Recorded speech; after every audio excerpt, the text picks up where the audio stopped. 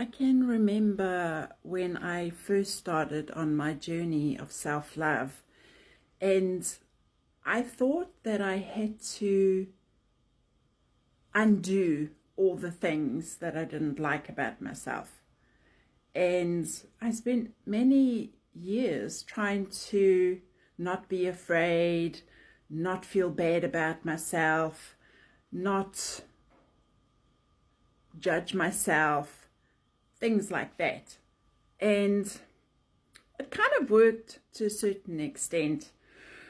I think because I made some progress, but eventually I got to the point where I just kind of found it hard work.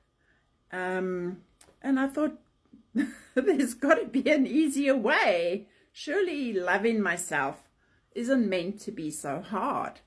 And asking the right questions is really key, and that helped me unlock different perspectives. I realized, no, I actually didn't have to undo anything. All I had to do was find more ways to love myself. So really tapping into that feeling of loving myself, being grateful for who I am, what I've achieved, and focusing on loving myself. Now, I didn't have anybody to show me how to do this. I didn't have somebody in my life who loved themselves and who could say, hey, Trilby, this is how you do it.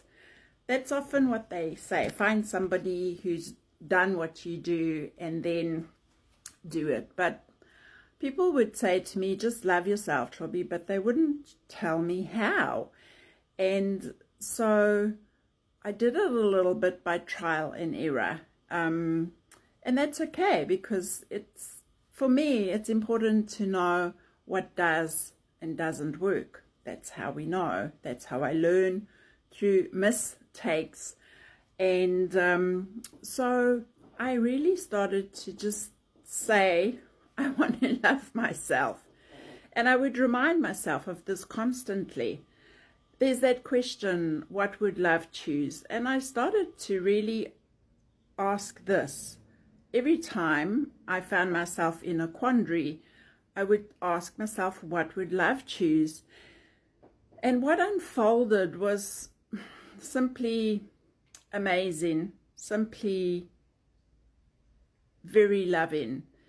A different way of being that had nothing to do with the mind and trying to change all the things about myself that I had believed were wrong. That's not how love works at all.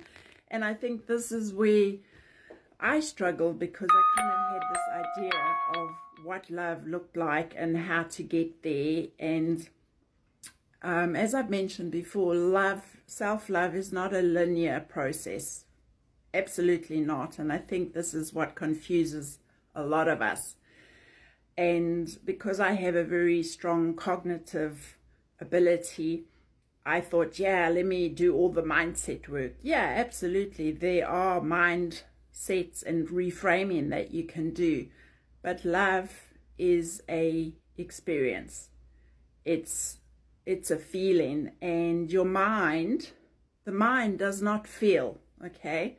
It's the body and all your senses that feel. That's what I found. So, yeah, it's been a really amazing journey. And now I still ask, what would love do? Because I find that's a really good question. And it just opens up the door, because my focus is to see everything, myself, others, through the eyes of love. Now, just to add, this does not mean being a doormat. It has nothing to do with that, but I'll address that perhaps in another video. You know, that inner dialogue is so subtle, and I see it in myself and in my clients all the time, The mind will convince us that it's busy. That's its job.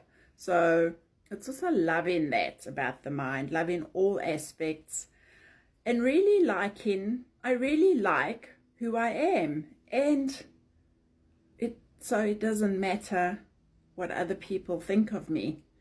And I can see when I interact with people, they don't get it quite at first, because I think, we've been so used to behaving in a way that we want people to like us, and we were afraid of judgment. The only judgment I'm really afraid of, if I can put it that, I'm not even afraid of it anymore, is how I judge myself. And that is becoming softer and softer. Love is just, it really is the key to everything. It opens up a whole new reality, a whole new way of being. And I think, again, this is why I initially couldn't even see where I had to go. So I had coaches who would say, if you don't know where you're going, then that's half the problem. And I wondered how to manage that. So what helped me was coming back to that feeling. What would love do? What would love choose? How would love feel? And exploring that. If something's new, then we can't know fully the experience. We may have a memory, or we may see a reference outside of ourselves. But for me, there was this deep inner knowing. I've always known how I want to feel. And when I got here, this world confused me very much, because I saw very little of what I wanted to experience. And so, I had to break away. I had to break away from rules, from regulations, from a lot of social norms. And of course, this was once I was an adult.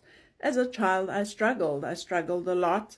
And there were many times in my life where I wondered, what the hell am I doing here? But I'm so glad I'm here today making this video for you. And, again, for me, it wasn't about fixing anything about me. It was really falling in love with what's there. And I think when it comes to judgment, love is the key.